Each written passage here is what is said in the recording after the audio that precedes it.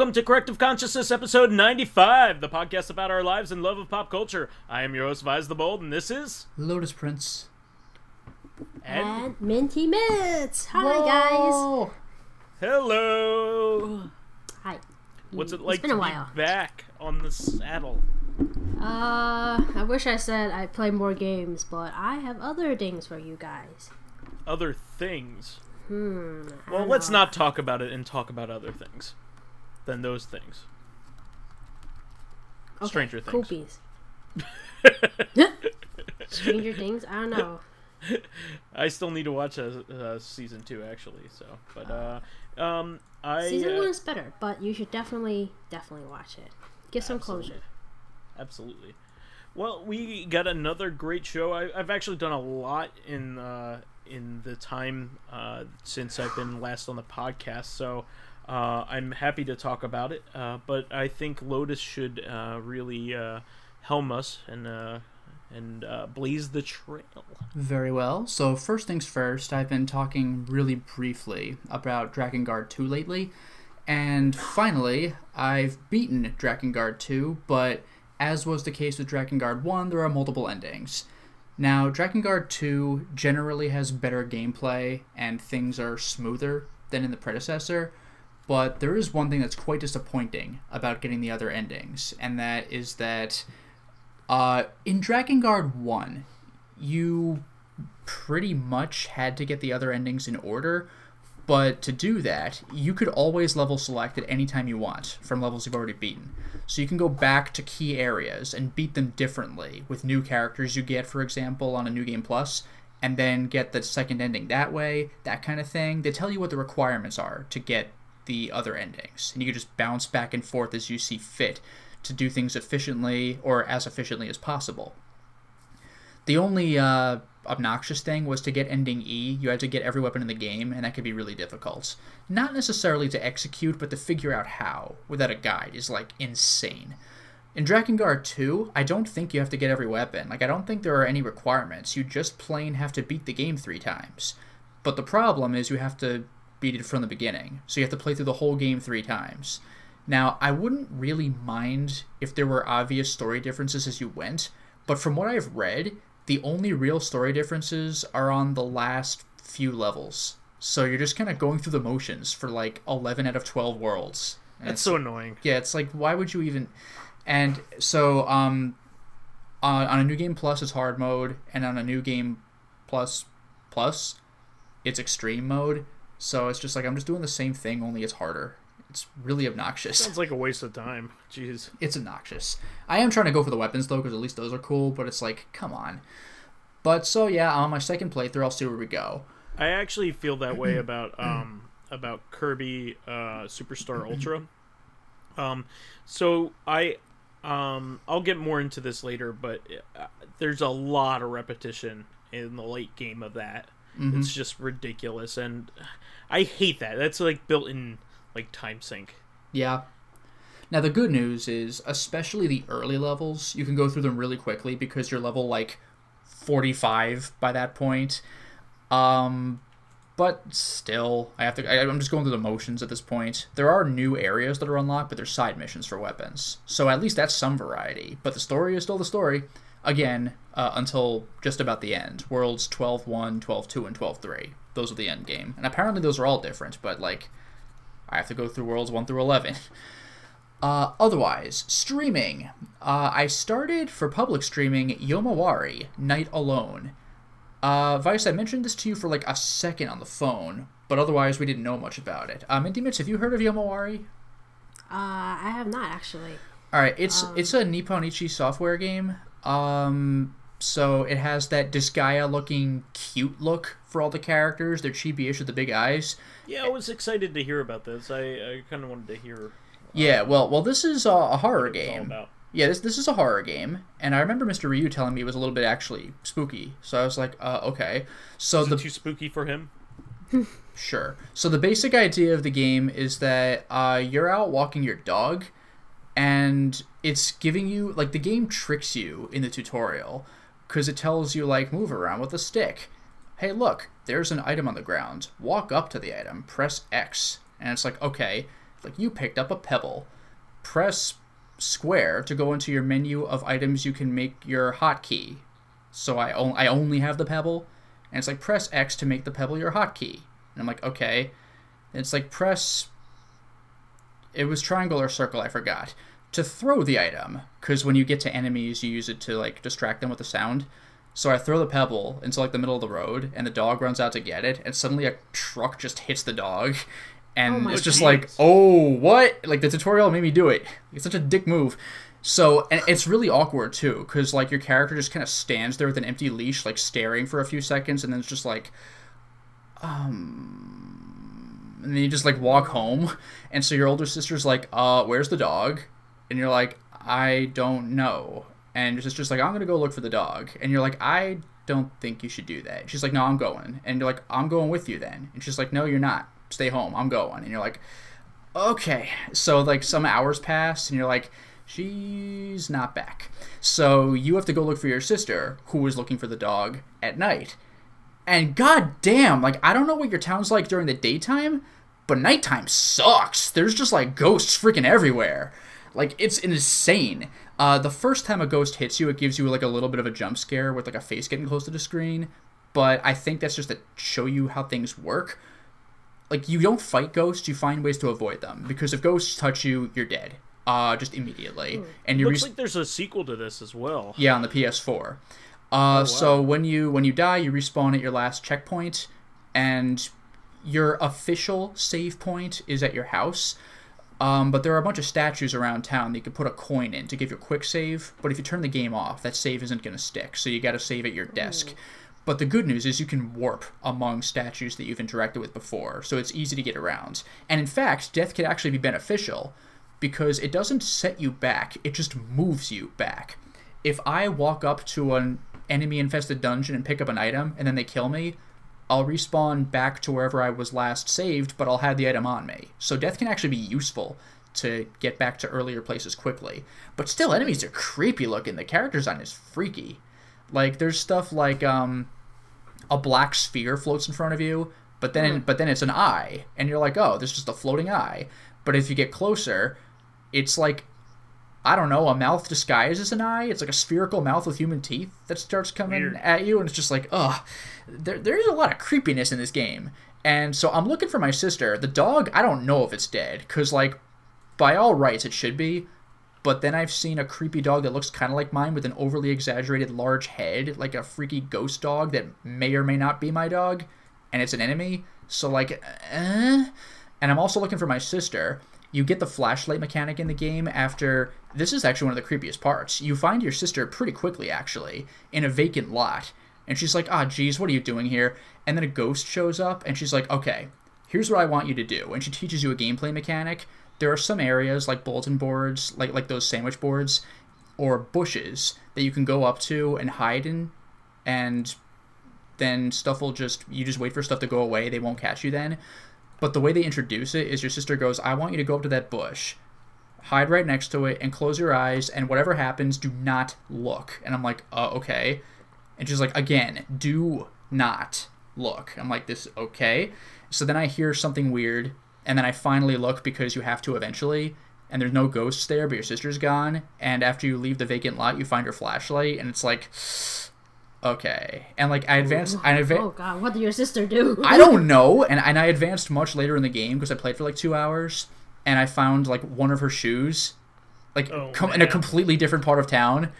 And I'm like, So there's a lot of, like, creepy implications that may or may not mean what I think they do. So, like, this game is actually kind of creepy. So I look forward to seeing where it goes next. But, man, like, it's just unsettling.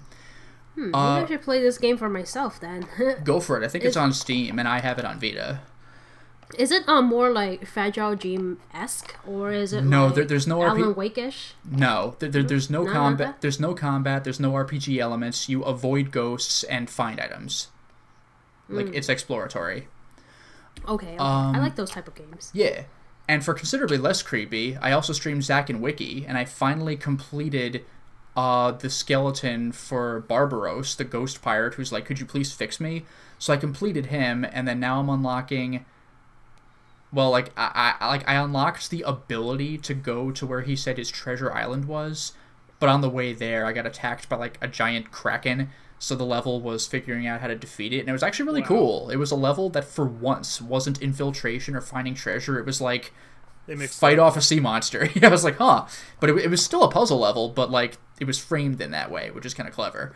That's awesome. And then I finally made it to Treasure Island, which I suspect is the last level in the game, although I was told in the chat there are a couple secret levels. So I'll see what those are, but this last level looks pretty intimidating, because this treasure is quite well guarded. Otherwise, Phucker in the Woods finally went up. It is now fully viewable for patrons, and it'll be viewable to the public in about a week. So get ready for wacky silliness, because there's lots of that. Also, shout out to Lazarul, who actually made the title cards for you. Yeah, not to mention the game itself. But like he's a supporter of the LPs we do. So yeah, he made a title card like in the style of the design for the game, and both of us in Phucker in the Woods style, which is hilarious to me. He actually like used warped versions of our faces, which is hilarious. This face morphing, which is pretty silly. Yeah, I love it. Otherwise, for real life, my semester's over, and I got all my grades turned in and finalized, so I'm free for a little while until I do my, like, summer teaching stuff, but I no longer have, like, homework, like grading and commenting, so that's a load off my mind. Well, and maybe that'll give us some time to show up at Too Many Games sometime. I look forward to that. In June 22nd, I think it was. Yeah. 22nd, 23rd, 24th. Something like that. And the last thing I just did today, which was Lego Star Wars Clone Wars. That's like a Lego Star Wars game, but the mechanics are greatly evolved from those of the original Lego Star Wars. So it's a lot of fun to play, and I just 100%ed the game. Now, in the original Lego Star Wars, 100%ing is just kind of like swag. Like, you go to this area where you need every gold brick in the game to build this last structure, and it's a trophy that just spits out infinite money, which you no longer have a need for at that point in the game. So it's just like, it's cool to have. But in Clone Wars, the reward is still unnecessary because you've done everything, but you get something new. You get a new ship that could fire missiles and proton torpedoes. So it's like, all right, like, I'm not going to do anything with it, but like, it's something I didn't have before, so that's kind of cool. Does it allow you to save the younglings? There is no saving the younglings. Oh no, the younglings. So stupid. I play as Anakin, so I just envision slaying the younglings, but not now. It's only Clone Wars. Give it a few years. Oh my God, cry. I'll go to my classroom and kill children because that was necessary. Slaymo. That was so sad when I was watching Star Wars. It was like, yeah, Anakin with his corny like yellow snake eyes. Yeah. The camera just pans from like him to like a child, and then it was just like next scene. And then so maybe he walked away. Maybe he was like, I can't kill these younglings, and he just left. And now there's hundreds of younglings. Anakin, you're breaking my heart. What? Oh, for Padme? There's so many bad lines. Jesus. Yeah, she died of a broken heart. Like, all right. Thanks. It was so heavy-handed, too. The medical droid is like, I don't understand. There's nothing physically wrong. And I'm like, oh, my God. And that's still by far the best of the prequels. Like, by a lot. Yeah. It's like, oh, man. Everyone loves to rag on Episode 1, but like I still get entertainment value out of it. Episode 2, I just could not stand. It's just boring. Yeah, that was the thing. There were a couple set pieces, but Episode 2 was just so dull. Even like the thing is, with Episode 1, I view it with nostalgia goggles. Like, I liked it when I was a high school kid, so I kind of still like it now. But Episode 2, even in the theater, like, nope. Like, I was checked out in the theater. Episode 3 I liked. But Episode 3, though, as I think the most meme-worthy, like, every time I see Reddit find an excuse to quote from it, they will. Like, so it's treason then. Like, it just cracks me up. They have an entire Reddit channel dedicated to prequel memes. I am the Senate. Like, it's so fun. I still love, though, like, from a certain point of view, so it's treason then. It's like, what are these... All right. But anyway, that's been my week. So how about you, Minty Mitz? My week is I would like to say I binge watch a lot of Netflix shows lately. I feel like Netflix has quite a bit of like I'm not sure, but like they seem to be working really well with like whoever is doing like the negotiations with like the Japanese networks or something. Mm-hmm.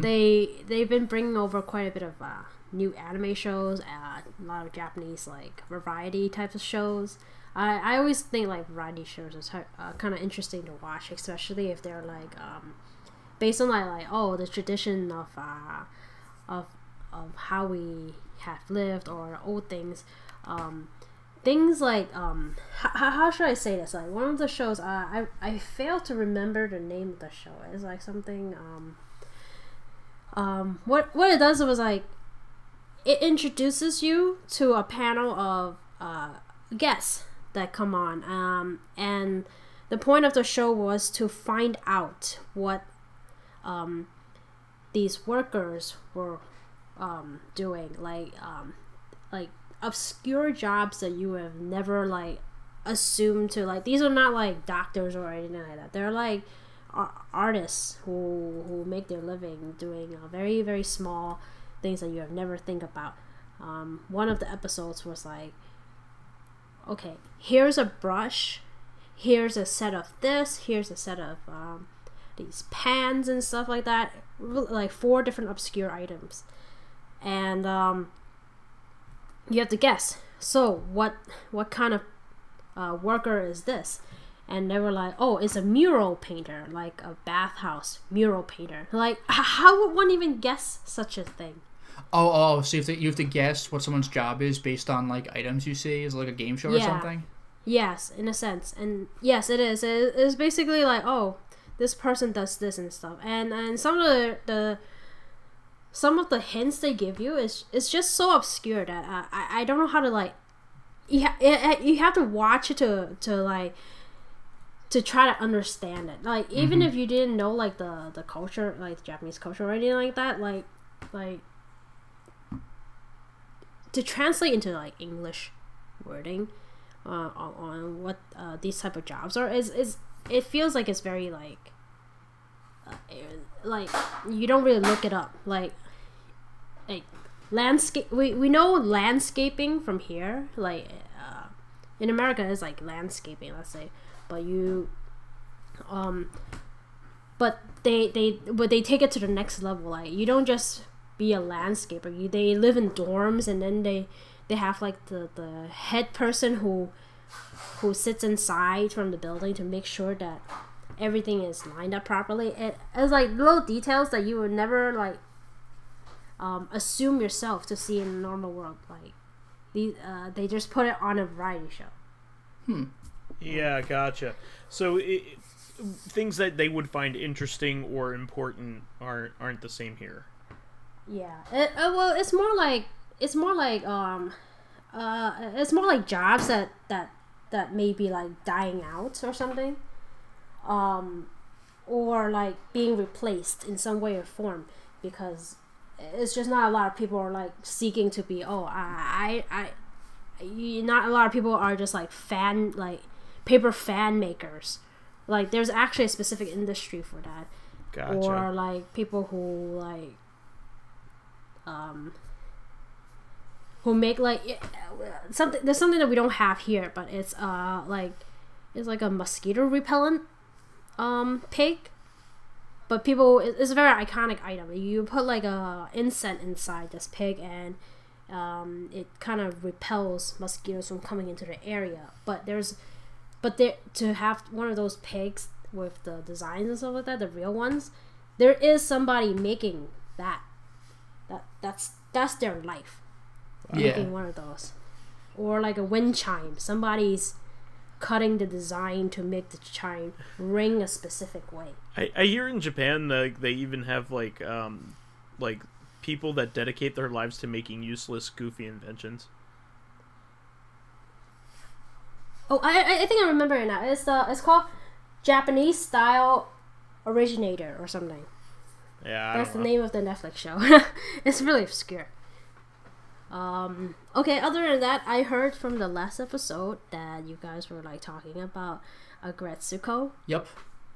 Yes, and have you watched it yet since then? Nope. No. I don't have Netflix streaming, so I will not watch that unless I'm like at somebody's place where they have Netflix. Oh, okay. We could talk about that another time, but Yeah. but you should definitely watch it. I talk. These are like only 15-minute episodes, so if 15-ish. I would like to check it out, but I don't know much about it since I wasn't on the cast. Oh, it's a series about a very frustrated office worker who. Oh, I did listen to the episode here. Yeah, okay. yeah. It's the Sanrio thing. Yes. Okay. Yeah, I would like to check that out. Oh yeah, definitely do. It's 15-minute episodes. If I just tell you everything, it's just gonna be spoiled. But definitely, as some of these characters are relatable. I would say, in a sense, yes, very relatable in some way or form. It's similar to like Domo-kun or something like that. Just like quick shows. Yes, this is very quick shows, but I believe Omen Stapi has mentioned last time. These are like directed to like a younger generation that had grew up on the Hello Kitty lifestyle, and now they're like older and working adults, and Gotcha. now they feel the frustration and such. And I need somebody to check mentioned, that out. oh yes, someone mentioned like they like Feneko a lot, who is like the very smart but like not deceptive, like she knows how to Manipulative? no, it's not manipulate. Oh, you can not manipulative, more like knows how to find out about a situation based on intuition and So like shrewd. the modern information digital age type of way. It's very scary. I can say I could relate to this. Opportunistic. More like Tech savvy. tech savvy detective. Okay. Gotcha. Okay. Other things that I've watched, I guess, Miraculous Ladybug. I'm not sure if you guys have spoken about it with Mr. Ryu. No. Miraculous Ladybug is supposed to meant to be like a French show that talks about like a heroine that saves Paris alongside with her Cat Noir, who is like the sidekick, or in a sense they work together. Wow. Miraculous Ladybug is originally in French, and I was very surprised to find out that like the main character is actually she's half French and half Chinese, which is not a lot of this is shown on like American television, but they mentioned their parents' names and their last name, and I thought that was really interesting that like the whole variety. There's a lot of like the cast is really like all different race in some sense or form. I haven't quite seen that that type of casting since like I guess the Magic School Bus or something. It's a and I wanted to talk about one of the episodes. It was like a gamers episode. Oh, neat. So one of them, it was one of the bad guys was like a tournament fighter or something, and the main character,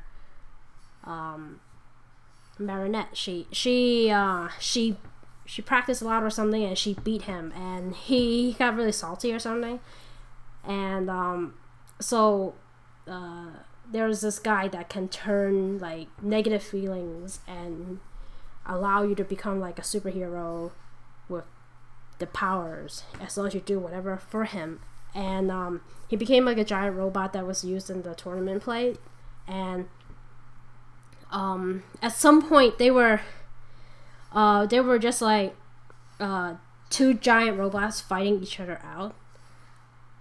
and they started with some like very simple moves like a Hadouken or something, and then it was just like, oh, we're gonna do this, right? Are they gonna just show the Hadouken and call it a day? No, they just blatantly went on and did all sorts of like Street Fighter moves.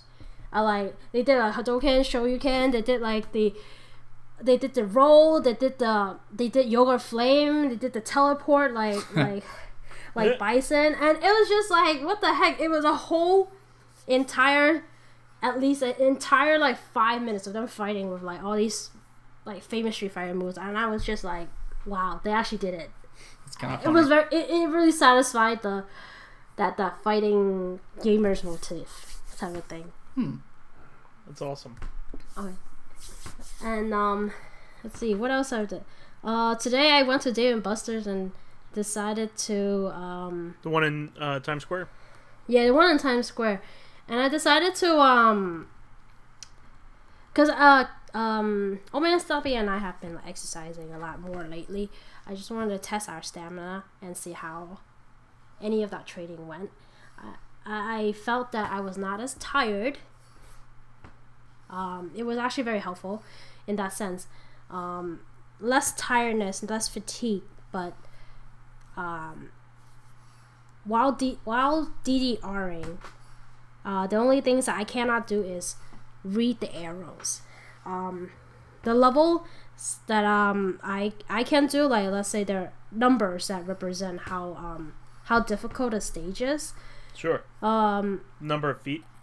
Yep. Nah, in the older DDRs they have feet representations, but nowadays they have it's kind of different. So I think it was like back in the day, if it was like a difficulty 9 feet or something, right now is approximately like 12. The number would be 12. So, but my difficulty is usually around 8, but I found myself doing okay at 10. And and then it was great. It was like from there I started doing some 11. I had some difficulty, but at like level 12 I found myself I just couldn't follow any of the arrows. So it was like that 2 number difference really made quite a difference in terms of how fast the arrows go and how fast you could read the arrows back and forth.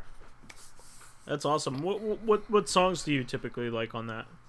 I really like the typical like Eurobeat types, or the ones that have like a really a very like not vocal types, the ones that actually have like a lot like, I guess, dubstep-ish, like cough cough. The ones that they just sound cool, they don't have a lot of vocals, but like often those are the ones that are really really difficult, even for old man Stompy. He finds that he can't get the score that he really wants to achieve. But those are like the best sounding music, so yeah, I like those. Those are my favorite as well. One day you should join us and we can all have a dance tournament together, and it doesn't matter what score we get, we'll just have fun listening to the music and attempting to dance. I don't want the guy to yell at me and say, "You need practice." No, you're amongst friends. We'll yell at them for you. Nice. The other thing I was gonna say that, like, because summer is coming up and everything, and because, you know, there's that stereotypical Asian thing where like I'm like one of the Asians of the majority group that really likes bubble tea and everything. If I recall correctly, Lotus Prince says he does not drink a lot of tea. Correct. And we want to bring him on a tea adventure. And I was gonna say we should ask the viewers what kind of tea would he suggest. That sounds like a capital idea. I was just like randomly like seeing if the viewers want to suggest some tea combinations that might potentially interest the Lotus Prince. Maybe you could have lotus flavored tea. Is there plain tea with barbecue sauce on the side? I'm not sure, sir, but barbecue sauce on the side with tea doesn't sound very appetizing. Is there barbecue sauce flavored tea with barbecue sauce on the side? Mm. Even that's disgusting. Just condiments and water. Oh, anyways. That's the life for me. Oh, okay. I just wanted to talk about bubble tea because I feel like a lot of people actually who are like not quite in the Asian group aren't really sure of what bubble tea is, but I would like shout out to taro flavor, by the way. Oh, I like taro flavor. It's one of the creamier type of teas actually. I like it. So bubble tea is like it's a drink. It's usually it depends. If you want the refreshing ones, it's usually like a fruitier type of syrup with either green tea or black tea, depending on your choosing. And then you have the creamier types, which is usually the typical black tea with milk and tapioca bubbles, or some people call it other things too, but we'll just call this one tapioca bubbles. They're usually like black starch balls, and they give it a good texture when you're using the giant straws they offer to suck it up. But you could change those toppings. It's basically a drink with texture in it.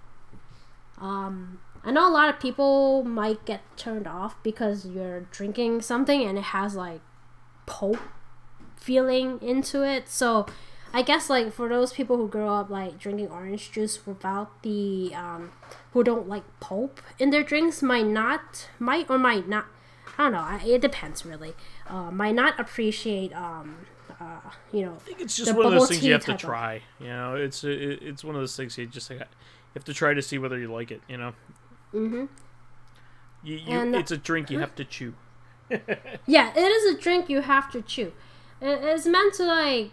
It tends to come really sweet, so I tend to like ask the person to put only 30% sugar in it. They have like liquid syrup in that gets added to their drink. If you find it too sweet, you just tell them, try not to put it in. But it is one of those drinks that kind of look funky on the side because you're just drinking stuff inside a drink. And in a sense, I would say it's more of a dessert drink.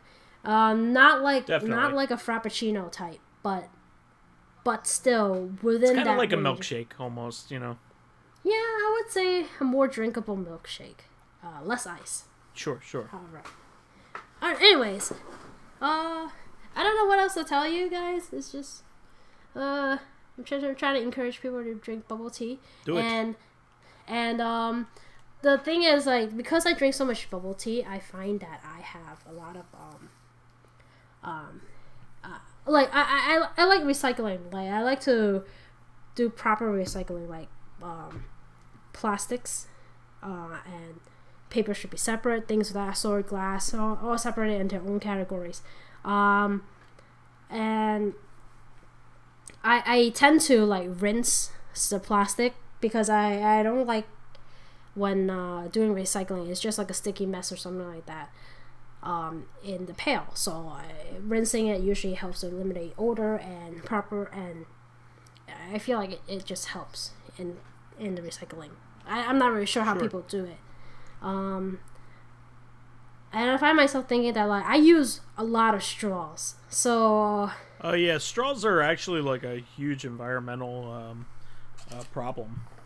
Yeah, so I don't know. Like I started buying a lot of plastic straws. Like sometimes when I have drinks outside, I bought plastic straws. I put it in a Ziploc and just bring it with me and just stick it into the drink whenever I'm drinking. I just stick it back into the bag, wash it, rinse, and reuse. I find that like I feel better about it, so I buy those. But like with bubble tea, the issue is that the drinks sometimes come with like the jellies or the bubbles, and it requires a bigger straw. And I had a hard time finding a straw type that'll fit the bubble tea cup, because you have like what happens is like most bubble teas usually come with like a plastic cup and like a film cover kind of thing. Yep. And you're supposed to use the straw to kind of pierce through into the drink. These drinks are very, very secure. So if you're like traveling with them, bringing it over to a friend, you usually don't run the risk of it spilling because it's vacuum sealed in some way and heat sealed in some way or form, unless you get the cap types, which are very, very similar to the Starbucks type of dome lids. So yeah, that's basically it. I switched out to plastic straws and having a hard time finding bubble tea plastic straws. If anybody can recommend me some, please let me know. Or let Lotus Prince know. I will recommend some surgical tubing for you. Surgical tubing. Man, so, those are... yeah. So that's it for my week. Nice. Or month. So this week, I alluded to this before, but the last couple weeks I was playing Kirby Superstar Ultra, and I have actually gotten through almost every single mode.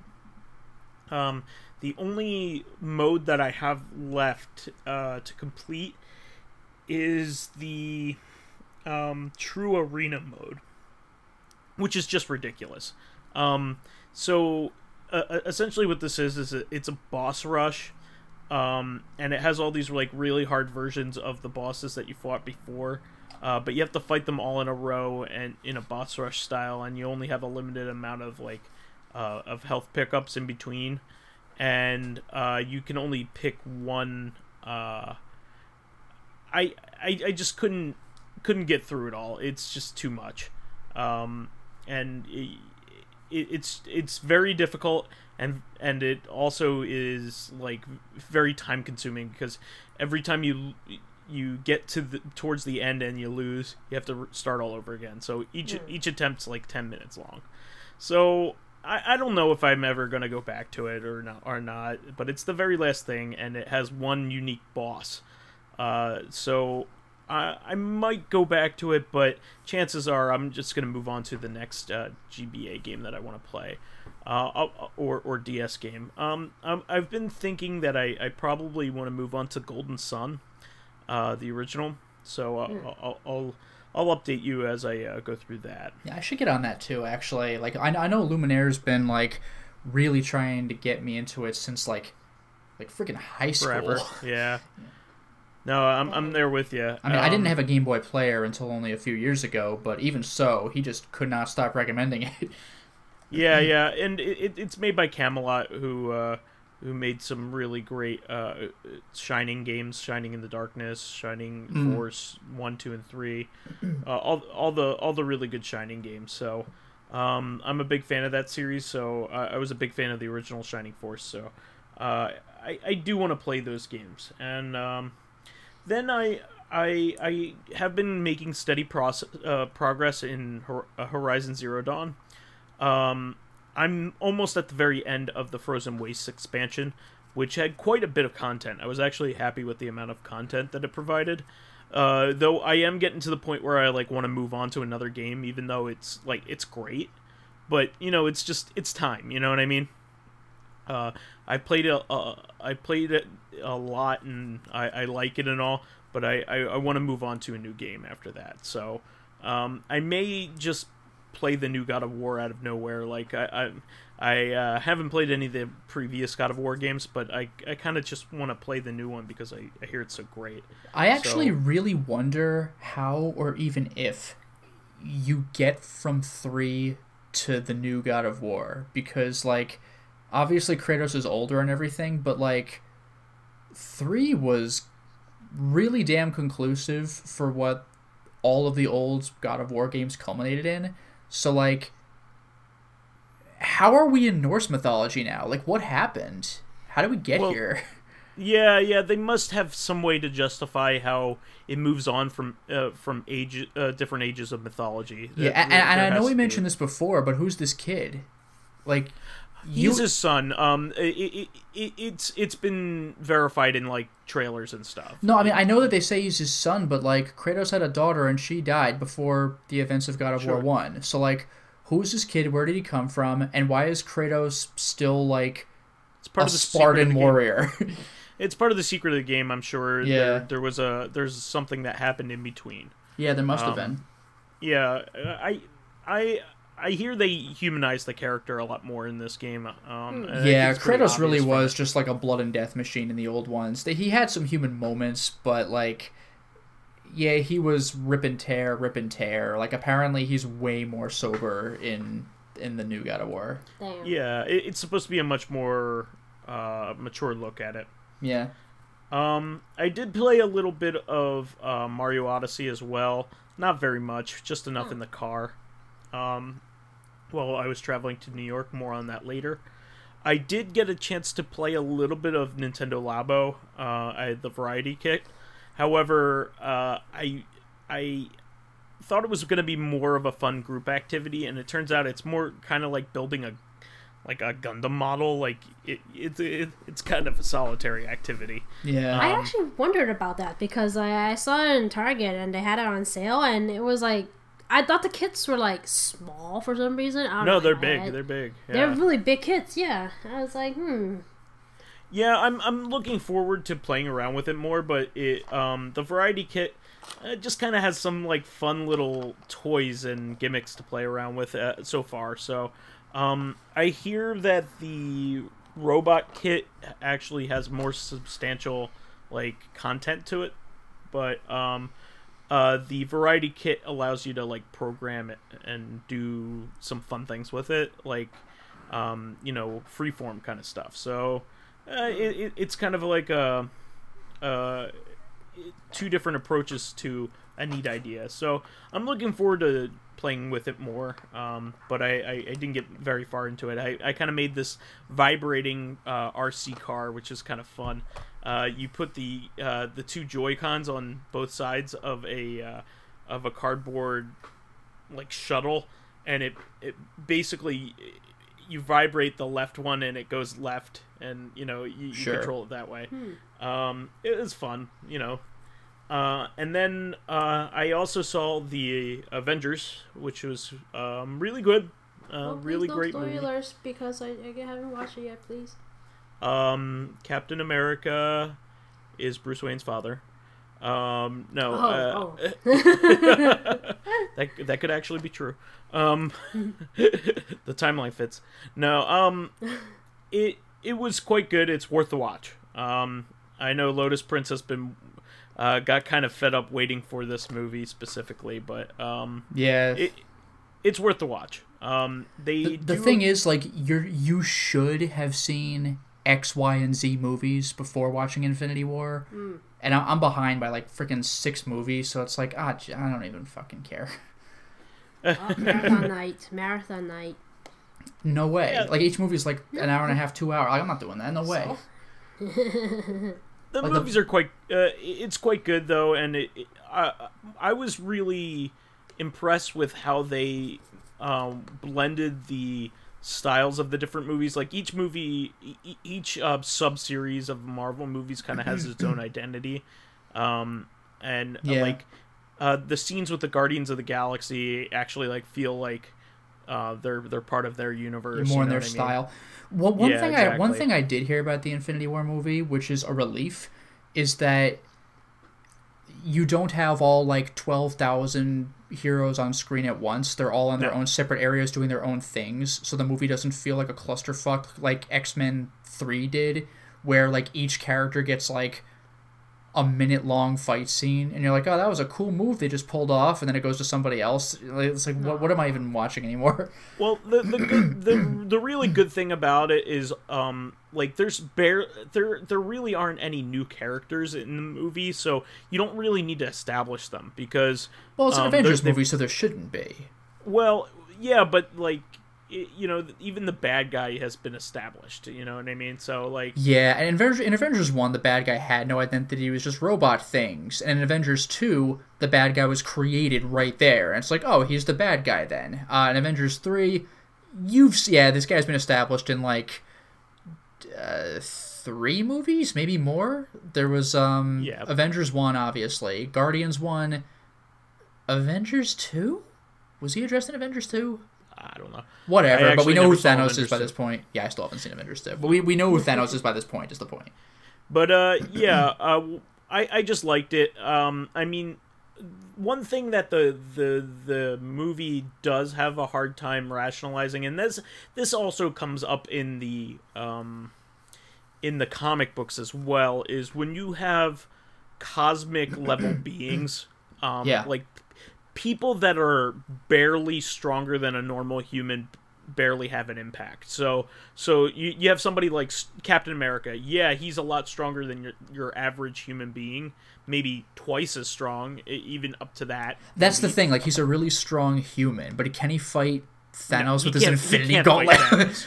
Well, he can't fight Thanos. Well, the funny thing was, not the Infinity War comics, but you know how there were like a few different Infinity something comics because it was so popular? There was one where Thanos made like anti this character, anti that character versions like of Thanos, like an anti Iron Man Thanos kind of, and an anti this Thanos. And what the funny thing was, I think there was like maybe it was a Galactus level Thanos, and they were actually able to beat him precisely because of the stronger than a normal human thing. Like, everyone was trying to attack the Galactus Thanos, or whatever kind of Thanos it was, and it was just repelling them all with ease. And then Spider-Man swung up to it, and it looks at him, and he's like, threat level 0. Okay, don't give a fuck. And then Spider-Man just, like, webs his eyes, blinding him, and he's like, oh, no! And then they were able to do something about it. It was pretty clever. Well, Spider-Man actually put up a good fight against Thanos in this movie, believe it or not. I could see him putting up a good dodge in this movie, but fight? Well, in the fight scene that he was in with Thanos, like, everybody was participating, but actually Spider-Man was a big part of that fight success. I just can't see him doing proper damage. I mean, I know he's quite strong, but like I could see him distracting or dodging, but I don't see him KOing like Thanos. Well, no, that's exactly the point though. Is he was like, Thanos didn't know how to deal with him. Okay, because the funny thing was, in the Secret War, he actually did beat Titania in a proper fight, and Titania's basically evil She-Hulk. But Spider-Man just never got hit. Well, Spider-Man is considered one of the most difficult people to fight in the Marvel Universe because he has a complete... His movements are awkward as hell. Like, his style is his own. If you see Amazing Spider-Man... Yeah, if you see Amazing Spider-Man 1, that's like the best depiction of Spider-Man's fight style I've seen. Like, when he's fighting the Lizard... That bullshit is everywhere. Like, the Lizard knocks him on his ass, so he webs through the Lizard's legs to a wall, pulls himself toward the wall through the Lizard's legs. Like, who's gonna predict that? Like, it was amazing. Yeah, the way that he fights, moves, and uses his web is completely like it's like freeform jazz. Yeah. So like nobody knows how to fight him, and as a result, like you could fight somebody who had like Captain America a lot easier, even though like he has technical fight skills. Like, that's the problem. But that's the thing. Like, he punches and kicks, you know it's coming. But Spider-Man could just go where he wants. So they play that up in the movie, which is good. I enjoyed it. I mean, it was a fun movie. I mean, like I thought they did it really well. And it had impactful moments. And you know, I know there's some suspension about disbelief there, but I thought they did it really well.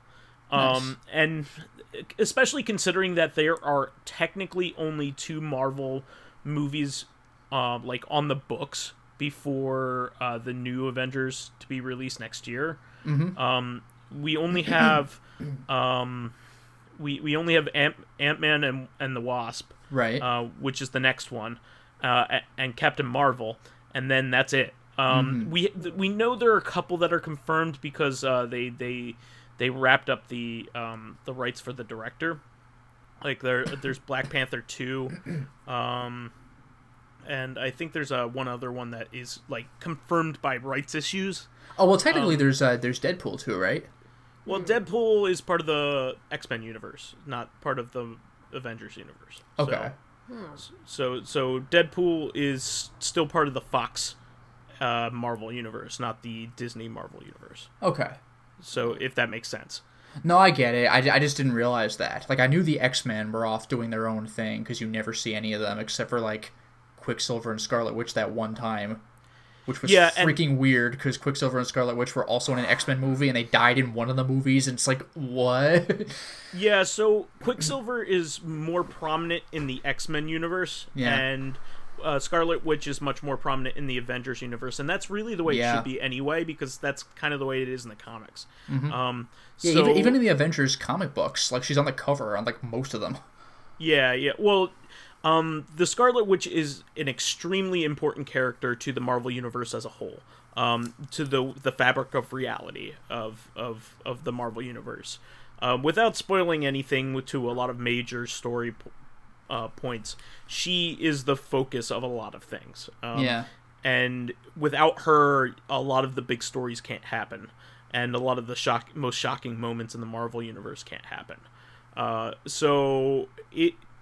She's very important, and it may not seem like she is, but she is, absolutely is. And so they probably made some arrangement where they have Quicksilver prominent in one and then Scarlet Witch prominent in the other. But in the Avengers universe, they're not mutants. They're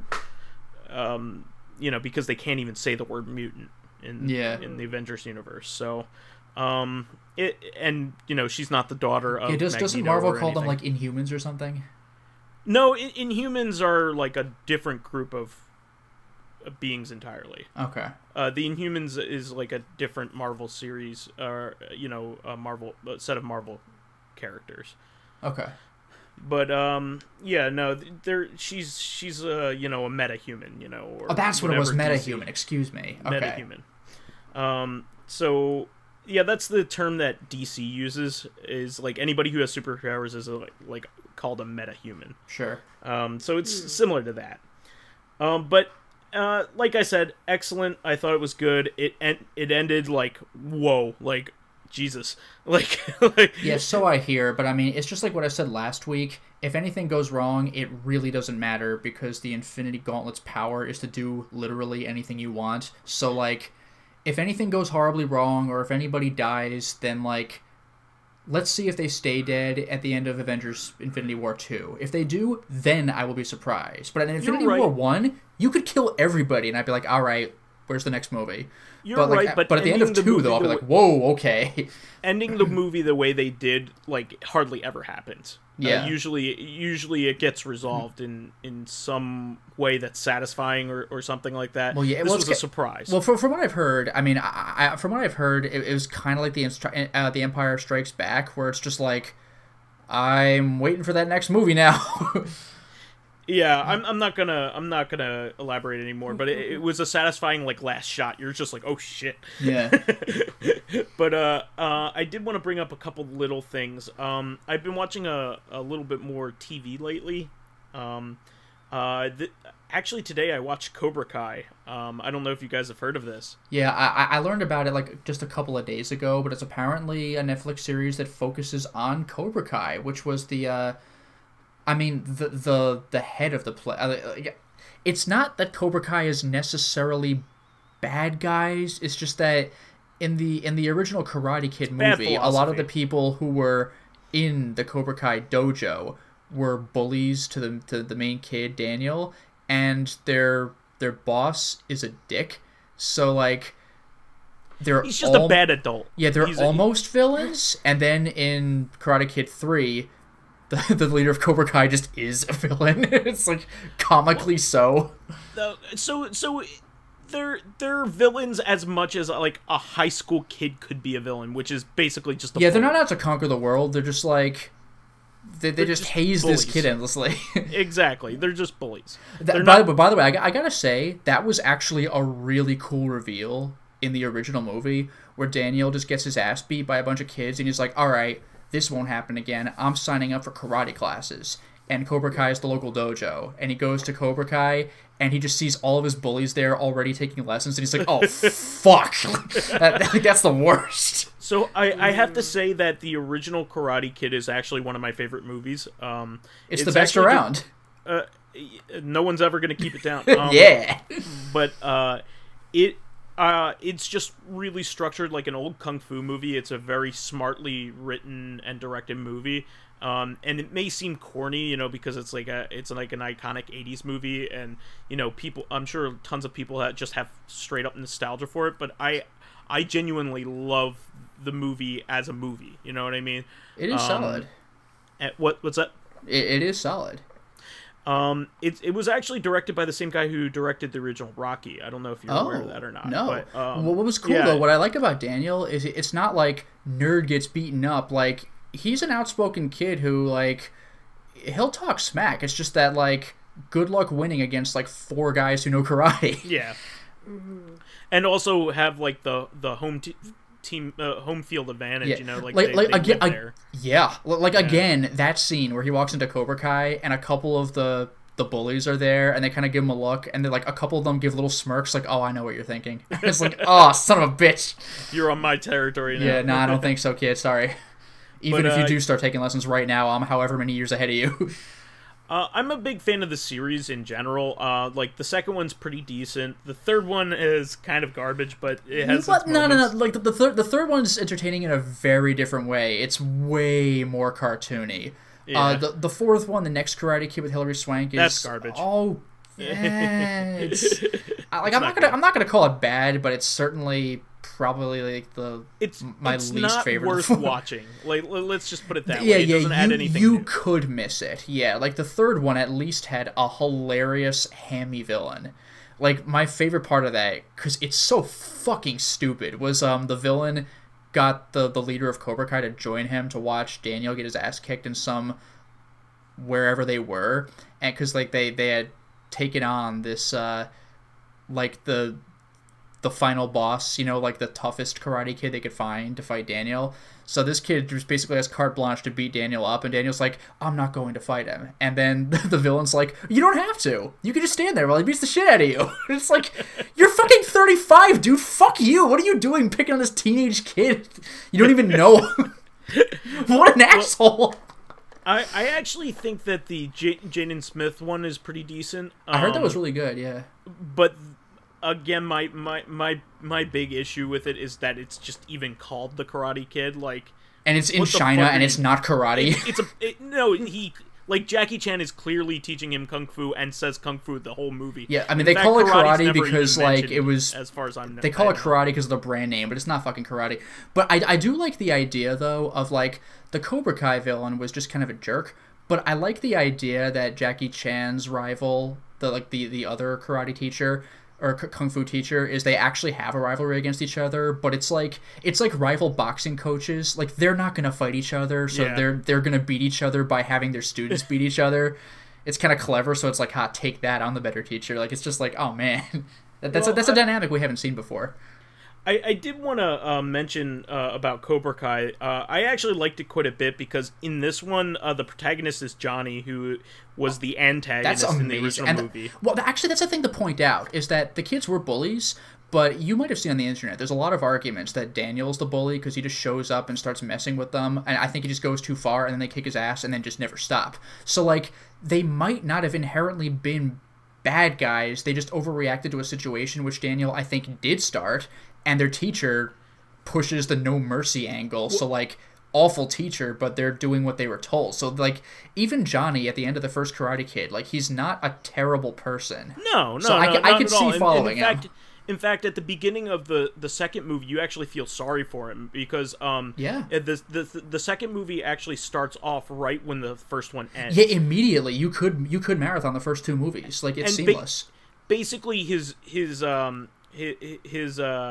sensei is abusing him in the parking lot, like, straight up. I forgot about that. Yeah, that's why Mr. Miyagi got involved. Yeah, no. And Cobra Kai tries fighting this, like, 70-year-old Japanese man. It's like, what the hell's your problem, man? But yeah, you feel sorry for him because, like, Johnny's just a kid and he's just trying to, you know, do it the best he can. And also he congratulates Daniel. Daniel at the end of the first movie. He's like, okay, you beat me fair and square, kind of thing, you know, that kind of thing, and you put up a good fight, right? Yeah. So but, like, at the beginning of the second movie, he straight up is getting, like, punched by by his sensei. Yeah, by like, Kobra Kai, yeah. Yeah, like his sensei's like fighting him in the parking lot, and you're like, Jesus, and Johnny's just like, what the fuck, like. Yeah, like I knew Kobra Kai was a jerk, but like, goddamn. But what's good about this show is it's kind of a role reversal because like. Daniel has everything because like he's been successful, like he's a successful adult that owns like a whole bunch of like car dealerships and stuff. And like Johnny, this is the future? Oh yeah, it's present day. Oh, okay. Yeah. So and Johnny it's the same actors. That's what's cool about it. Oh, what? That's awesome. They have Ralph Macchio and the guy who played Johnny in it's the fantastic. Show. So Daniel San also recently escaped the electric chair by mistakenly being thought of having murdered somebody at the Soap and Suds, or the whatever it was called. I don't know what you're referring to. My sack of suds. My cousin Vinny. Oh, jeez, yeah. Okay, now I know what you're talking about when you referenced it correctly. Yeah. But anyway. Yeah, sack of suds, not soap of suds. But anyway, it's really cool because it's a role reversal, because Johnny's has since basically, like, fallen on hard times, and, he just has nothing going for him. He hasn't lived past his glory days of high school. Yeah. And like, Daniel has become rich and, like, kind of pretentious. So like he always kind of was too. Well, it's just really cool, and he actually brings up that, dude, like, I wasn't even that mean to you. You stole my girlfriend. Like, he sure did. And Daniel's like, well, kinda. Like, and the best part is she like left him at the end of the second movie too, like between 2 and 3. So it's like, well, yeah, exactly. Well, high school. But anyway, that actually kind of does make sense.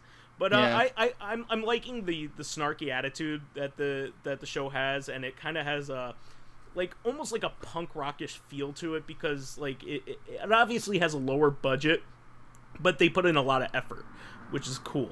And they also got some cool 80s music to go along with the soundtrack and all that Nice. stuff. So it's a neat show, and it costs you nothing to watch it, because it's on YouTube. So definitely just like take some time. It's entertaining. I'm going to continue watching it. Is the whole series out, or is it like being released weekly or something? I think it's weekly. I think they only have the first 2 episodes out or something like that. I really, really hope that the series finale ends on a stupid freeze frame. Yeah. With a wink. Yeah, Johnny gives like a wink or a thumbs up and it freezes. It's like, yes. And just polishing things up here. I do want to mention really quick that I've been loving. I fall in love with the TV show every once in a while, and I just have to gush all over it. And before that was Fargo, and I still absolutely love Fargo, but there are a couple years in between each season, so yeah. Third season was amazing. It was really, really good. But I'm gonna have to wait another couple years until the 4th season comes out. But I love Atlanta with Donald Glover in it. It's one of the coolest TV shows I've ever seen. Every episode is very I would say that it's very episodic. Like you could watch each episode in a vacuum and not really know much about the characters, but there's always something weird and experimental going on with the way that they tell the story. There was this one episode where one of the main characters is a rapper. His name is Paperboy, and that's his like rap name. And he talks about wanting to keep it real. Like he doesn't want to become like a big famous guy, and he ends up going on basically an Odyssey. Like he basically, it's kind of like a beat for beat like like Homer's Odyssey. Like he's hanging out with this girl who is pretentious and wants to hang out with him for his money and all this other stuff, and then he ends up ditching her. And then she's like, oh, well, at least let me like call you a cab or something. And he's like, no, man, I'm just gonna walk home. It's not that far. It's only a couple miles. And then he insulted Poseidon, and the trip took a wrong turn. Well, he starts walking, and like he straight up gets mugged. Like there's like nothing like keeping it real by actually being mugged.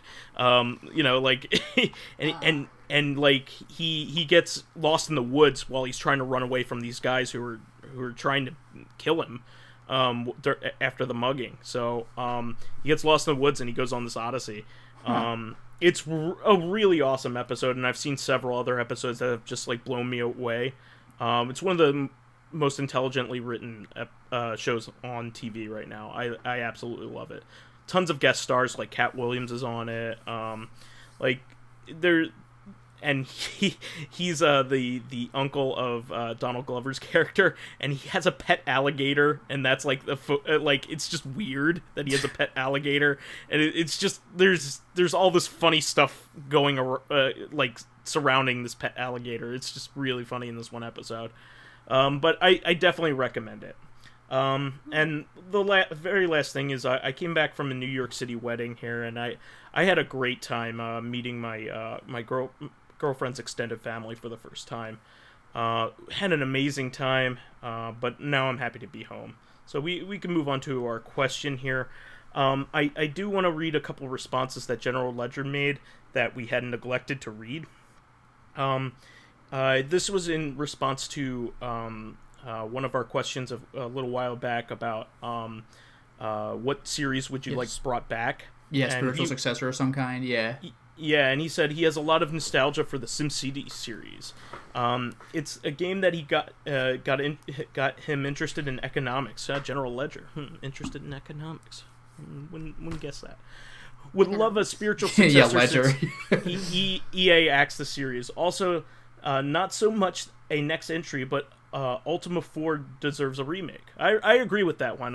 That game is really neat with the way that it like approached goals. The goal of the game was to actually make yourself whole as a person, like in terms of morality rather than it was about the journey, not like killing a bad guy, you know, because they did something wrong.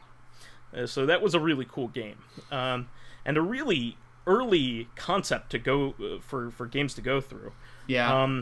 It could really take advantage of modern day technology to have more complex quests, ethical dilemmas to build on your character's virtues, and how to show the impact of your choices in the game world. Wholeheartedly agree. I would also add that game is difficult because you don't know all of the different commands that you can type in, or all the different things that you could type in. So yeah, that's like old school text adventure where it's just like hope the computer recognizes this word. Exactly. If you want to play a more simplified version, play the Master System version. It actually allows you to pick verbs and stuff. So like kind of like sort of like Snatcher, where it's like look, investigate, and then what you can look at and what you can investigate, that kind of stuff. It gives you all the choices that you have in a given time. I mean, it may take something away from the experience, but it to me it simplifies it. So yeah. And this is another one. He said this one's about his D&D campaign. His favorite my favorite time running a D&D game was Ruins of Mal Proper. Proper? Like AHPURR proper? Mal Proper. The party was on a quest to retrieve a legendary suit of armor from the titular ruins. Part of the gimmick on the board was only the bard could translate an ancient language using the ruins. Used it in the ruins, so there's ancient language there. Oh, man, I should learn how to read. There was a plaque on each door detailing the traps ahead. The other part of the gimmick was on each floor, had a magic item that needed to get to the next floor. All the magic items were subject to wordplay. For example, one item was a pair of shoes granting super speed. They had to figure out how to give them to the cleric because the nunchucks were enchanted to only be worn by female clergy. So nunchucks, but you know, they're chucks like, for a nun, so yeah, female clergy. Okay, I gotcha. Yeah. And those are some all-star shoes there. That's awesome.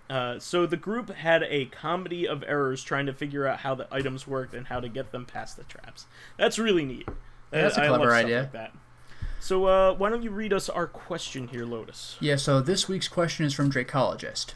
What is your preferred visual effect for item pickups? For example, when you're playing Devil May Cry and you go near red orbs to kind of get vacuumed toward you, that kind of thing. I do kind of like the vacuum effect in lots of games. Like, I've been recently playing the Lego game, like I said, so like walking near those little studs has them fly up to the top of the screen and make that satisfying little click sound. I mean, that's part audio, but there is something nice about walking near things, just having them gravitate toward you. Like Kingdom Hearts 2? Yeah, I forgot about that. Kingdom Hearts 2 also has that, with the various orbs that drop when you kill enemies or whatever. I gotta think if there's other visual effects, because usually I associate it with audio effects, like that, like ka-ching sound when you pick items up sometimes. I don't know if this counts, but I like in Yoshi's Island when you do the touch fuzzy get dizzy. It's not when you pick anything up, that's when you touch fuzzy, but that is pretty rad. Yeah, I like stuff like that, and I also like it when you also transform into like the other the vehicles and stuff like that. I like that effect too. Sure. But I really like the Xenoblade type of style, the Breath of the Wild type of style, where like you kind of go near the item. It's like glowing in the ground, so you know, oh, I gotta go here, and then when you pick it up, it kind of, or when you pick it up and it kind of shows you on the side thing or something like that. You picked up something like very easily. You don't need to like, oh, you picked up the item. It like it goes into a whole menu type of thing, and you're like, oh, details of this item. Like almost when you beat a level in Mega Man, where it's like you got whatever weapon, it shows like that schematic of you. Yeah, it was like I prefer to. I just walked over it. I click a button. I definitely picked it up, and it just shows like a very tiny picture of the item you picked up and a small text. Yeah, that's a very, like, that just seems like an MMO thing to do. It's like, do you understand what you're picking up? Like, because look at these stats and stuff like that. I was going to mention this one. When you pick up items in Tomba, I don't know if you ever played Tomba, but no. So you jump on them, and then like you hit jump again, and you kind of roll and they disappear, and they go into your inventory. Well, later. And you don't think anything of it because, like, normal game logic, you're like, okay, he put it in his pocket or his satchel or whatever, and he doesn't really have that, but whatever. Yeah. Later on in the game, you find out that he actually keeps all of his items in his stomach. Like, he actually stores them. Oh, that's fantastic. Yeah, I love little things like that. Yeah, so, like, in one part of the game, one of the quests is to go save some, like, baby chickens, some chicks. And you collect them. Like you normally do, and like the character goes, okay, where are they? I see. You said you've collected them, and you go, bleh, and they just like fall out of your mouth. And he's like, where have you been storing them? In your stomach? And he's like, how did you not eat them? And he's just like, Nice. Actually, I just thought of something else. This is two kinds of things. One, you don't always get to do this. But, like, you know how in Banjo-Kazooie you pick up puzzle pieces, but you don't actually put them into the puzzle until you go to the hub worlds? But I do like it when there are some games where there's, like, an aspect of completion, and when you pick up an item, it shows the degree of completion. Kind of like old-school Zelda on the Triforce. Like, here's how much Triforce you have left. I kind of like that stuff. Also, again, this is accompanied with audio, but it's really satisfying in Luigi's Mansion when you finally finish sucking up a ghost and it goes like in your vacuum. It just feels really good. It's actually even without the audio, that little like poof when they go into the vacuum. It's even better in the arcade. Yeah, in the arcade game, you actually feel like it feels like there's a little tennis ball or wiffle ball that goes like clunk, so you actually feel like you caught something. There's like a hammer in there that like smacks the inside of the gun that you're using. Yeah, it actually feels really good when you get a ghost. It's like clink, like you personally feel it. It's fantastic. Yeah, a lot of fun. I was actually going to mention that. It's kind of funny that you said that. Yeah, no, but even OG Luigi's Mansion, just like, and they get, like, they whirlpool into your vacuum, and there's a little poof when they go in. It feels great. I feel like that's for, like, the normal ghosts. Like, if you're trying to collect the boobs, it doesn't have that same satisfying... Well, when you finally get them, it kind of does. But yeah, mostly for the normal ghosts, but especially when you clear a room, because then the room's lights turn on. So it's like, not only is that an indication of completion, but it's just kind of nice to see. Like, the lights are on. It's like, yes. Yeah. But feels good, man. But anyway, that's the show for this week. We want to thank our fans who contributed questions. Thank you, Thakathon, and thank you for responding, General Ledger. We'll try to be a little bit more on time with reading your responses. This question was Dracologist. Oh, Dracologist. Oh, he's going to give me a talking to. But anyways, keep us supplied with questions, guys, and keep responding to the responses to the questions here. We want to hear your responses. Keep it up, because this is my favorite part, and a lot of the members' favorite part of the show. It's a lot of fun doing this. And please keep us supplied with awesome topics by submitting your own questions via the YouTube and SoundCloud pages. While there, please give us thumbs ups, likes, and 5-star ratings on iTunes. It helps us promote and spread awareness of the show, and any bit of encouragement helps keep the show going and keeps us from being fucking charlatans. You can also catch us on Thursday on our sister podcast, Corrective Consciousness, the in-depth look at this week in our lives. Finally, you can friend me as vysethebold on all kinds of shit. Oh my goodness. Steam, PSN, Xbox Live, Twitter, Switch, Battle.net. Probably a bunch of more stuff, too. And the local Wawa. Whoa. Actually true. I like Wawa, though. Wawa's the best. That's why we can make friends there. Anyway, Lotus, plug your bullshit. Well, I mean, I do have a local Wawa, for real, like 10-15 minutes away, but I've never been there, so that won't help you. You're wasting your time. I actually lived near Wawa, Pennsylvania, this. where the original Wawa is. What is it? I actually lived near the original Wawa, like in Wawa, Pennsylvania. OG Wawa. Yeah. So for real though, you can find me on my YouTube channel, Lotus Prince. You can hit me up on Twitter at Lotus Prince. And finally, if you are interested in seeing my videos early, getting in on exclusive streams like the Zack Wiki, which is the current Patreon stream going on, or if you would even like to select upcoming games for me to Let's Play, speaking of which, Until Dawn's coming up next, then perhaps consider swinging by my Patreon account, which can be found at patreon.com/LotusPrince. If he hits his next goal, you will unlock Darth Vader. And feel a if you watch my videos for like 2,000 hours. and a huge sense of accomplishment by doing so. Yeah, if you pay a frankly unreasonable amount of money all at once, then you can have like a legendary character. It's fine. And Minty Mitz, please. And you can find me frolicking around in Final Fantasy, like I always do, and crafting to the wee hours. Do you tiptoe through the tulips? Huh? Do you tiptoe through the tulips? Well, you can't quite tiptoe through any tulips, because there's no tulips in the house. Oh, but, however, no! But there are, like, lots of other, Well, I know there's more than one rose. What? Ugh. Oh, God. Oh, that play on word. I think this was one of the very few times where I was hoisted on somebody else's petard. Somebody else's petard.